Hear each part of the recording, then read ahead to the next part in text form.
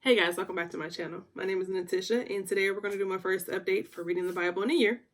My apologies that this video is super late in the year, but nonetheless, I'm here. I'm still pushing, I'm still moving, and we're going to go for it. So my Bible that I use, I have this compact version with large print. It's a King James version. I love King James. I don't like, when I was younger, reading King James, I'm like, what? Did I just read? What? Like, But because I have this hunger and thirst for the wisdom of God, I really, really, really love King James. So, when I started my initial video, the intro, I was just starting out in Genesis. And I will have to say, I'm not too far. I'm just in Exodus chapter 9. However, I found that even in my Bible, it states a plan where you read one Bible in the Old Testament, or one chapter in the Old Testament, or one book in the Old Testament, and then one book in the New Testament, back and forth. So basically, you go back from Old to New simultaneously, kind of, yeah. So that being said, I keep in this journal prayers, thoughts, dreams that I've had, and a list of the Bible's the books that I have finished. So far I have finished Genesis, 1 Timothy, 2 Timothy, and Titus. I'm now in Exodus, and I don't know what New Testament book I'm going to read after Exodus.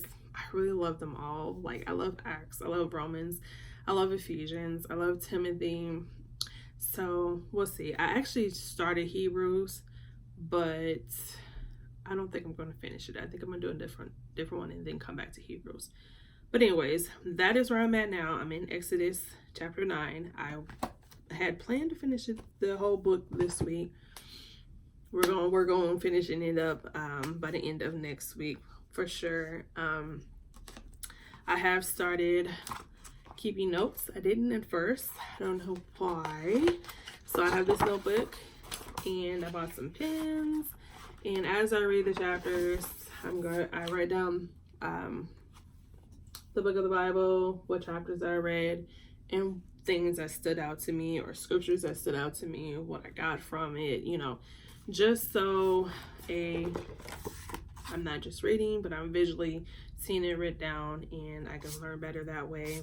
And I want to share some things when I come back on here to do my updates, which I'm hoping to have updates monthly from here on, God willing. But just wanted to share some things from Genesis. If you never read the book of Genesis, it's very interesting. It's so many stories packed into one book. Like, I did not know how many stories were in that book alone until I read it, and I was just like, man, all the great stories.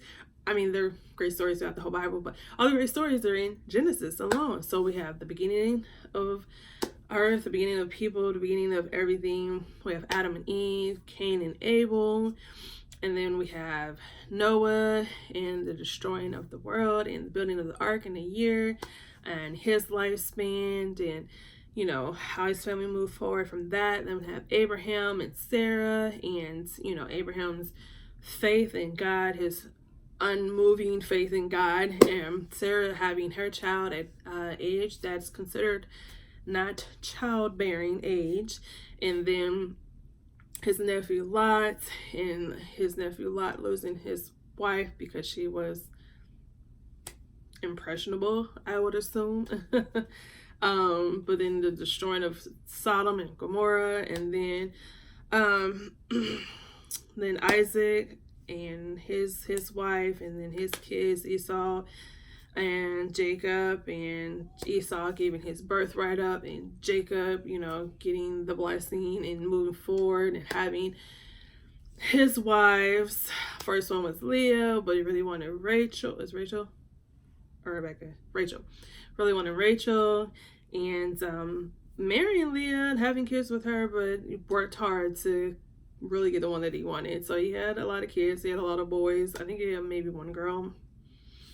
And so eventually all his sons were jealous of the one son who was rather young, who was Rachel's, I think it's Rachel. I don't know if it's Rachel or Rebecca. I think it's Rachel. Rachel, yeah. Having all his other older sons being jealous of his younger son, Joseph. So they conspired against him because he had a wonderful dream that he was going to become king. So it's kind of like, you know what I'm saying, God gives you a little glimpse of what he's going to do to you, but then he wakes you up and lets you know there is a process. So a lot of times you got to go through your hardship in order for you to get to that glory at the end of the road. So anyways, Joseph went through hardship. He went through his brothers being jealous of him, conspiring against him, selling him, being locked up, to becoming basically king, or the right hand man to Egypt, to the throne. So to the point where those who betrayed him, went against him, his brothers, had to come to him. So it's and he forgave them. On top of that, he forgave them. Blessed. So and then Jacob had the 12 tribes. They all moved to Israel because Joseph was there, and it kind of ends at that. There's a little bit of Moses entering in that story towards the end of the Genesis. Basically, the new king, or Pharaoh, for Egypt didn't like the expansion of the Israelites, the Israel tribes. He said they were expanding too fast and he was getting nervous. So he decided to kill off a lot of the boys, and one that survived was Moses. So survived and lived in his house. So that is where I'm at now. I'm in Exodus, which Exodus goes into the story of Moses and goes into him wanting to save his people. And that's where I'm at now. Timothy, I didn't really, like an idiot, didn't take a whole lot of notes with Timothy, even though I love the book of Timothy.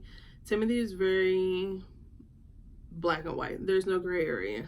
You know what I'm saying? Guard yourself, get yourself ready.